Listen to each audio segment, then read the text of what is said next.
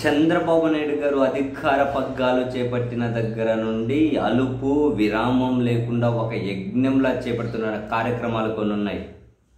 అవి దాడులు, దౌర్జన్యాలు, వీటితో పాటు కేసులు, అరెస్టులు. సో కేసులు, అరెస్టులు అయితే ఒక కంటిన్యూయస్ ప్రాసెస్. అది ఇంకా రాబోయే రోజుల్లో మరికొన్ని ముఖ్యమైన పేజీలు రెడ్ బుక్లో ఓపెన్ కాబోతున్నాయి అని ముఖ్య నేతల బుక్ చేతిలో పట్టుకొని మరీ ప్రకటిస్తుండడాన్ని మనం రోజు చూస్తూనే ఉన్నాం. ఈ క్రమంలో ఇప్పటికే చాలామంది ప్రముఖులను అరెస్ట్ చేశారు. వాళ్ళు విజయవాడ జైలులో ఉన్నారు. మాజీ ఇంటెలిజెన్స్ చీఫ్ సీతారామాంజనేయులు గారి దగ్గర నుంచి, మాజీ ఎమ్మెల్యే వల్లభనేని వంశీ గారి దగ్గర నుంచి సో కొందరు ప్రముఖులను అరెస్ట్ చేస్తే ఆ జైల్లో ఉంచుతూ ఉన్నారు. ఈ క్రమంలో ప్రభుత్వం తాజాగా ఏ సెకండ్ అయినా ఒక కీలకమైన నిర్ణయాన్ని తీసుకోబోతుంది అని చెప్పి అయితే దాదాపు నిర్ణయం జరిగిపోయింది అని ప్రకటించడమే తరువాయి అని సమాచారం అయితే అందుతూ ఉంది. పత్రికలు కథనాలు రాస్తూ ఉన్నాయి. ఆ కీలకమైన నిర్ణయం విజయవాడ జైలుకు సంబంధించి మొత్తం ఉన్నతాధికారులను, ఉద్యోగులు అందరినీ మార్చబోతున్నారు అని. మొత్తం అంటే జైలు సూపరింటెండెంట్ దగ్గర నుంచి, జైలర్ దగ్గర నుంచి, కింది స్థాయి ఉద్యోగుల వరకు అందరినీ ఒక్కసారిగా మార్చేస్తున్నారు అని.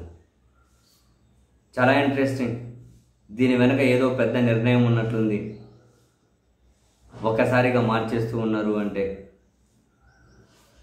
అండ్ ఇప్పటికే అరెస్ట్ అయ్యి జైల్లో ఉన్నోళ్ళు వాళ్ళ న్యాయవాదులతో వారానికి 5 ములాఖతులు జరుపుకోవచ్చు అన్న నిబంధనను 3 ములాఖతులకు తగ్గించారు. అండ్ వాళ్ళ కుటుంబ సభ్యులతో వారానికి 3 ములాఖతులు జరుపుకోవచ్చు అన్నదాన్ని ఒకటే రోజుకు ములాఖతు తగ్గించారు. ఇప్పుడు మొత్తం అందరినీ ఒక్కసారిగా మార్చేయబోతున్నారు అంటే దీని వెనక ఏదో ఒక సెన్సేషన్ నిర్ణయం డెఫినెట్లీ ఉండబోతుంది అనిపిస్తుంది. ఆ సెన్సేషన్ ఏమై ఉండొచ్చు. అండ్ ఇప్పటికీ అక్కడ భద్రతాపరమైనటువంటి వైఫల్యాలు కూడా ఉన్నాయి అని చెప్పి అయితే వార్తలు వస్తూ ఉన్నాయి. అండ్ అక్కడ మరికొందరు ప్రముఖులను కూడా ఆ జైల్లో ఉంచబోతున్నారు అని చెప్పి ఈవెన్ జైలు శాఖకు సంబంధించిన అధికారులు కూడా మాట్లాడుకుంటున్నారు ఆఫ్ ది రికార్డ్ అని చెప్పి కొన్ని ఛానళ్ళు రిపోర్ట్ చేస్తూ ఉన్నాయి. మరి ఏంటంటే అందరినీ కూడా మార్చేయబోతున్నారు.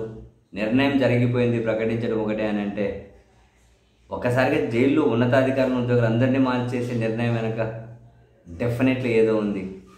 ఆ ఏదో అన్నదానికి సమాధానం వెరీ వెరీ సూన్ దొరుకుతుందేమో చూడాలి.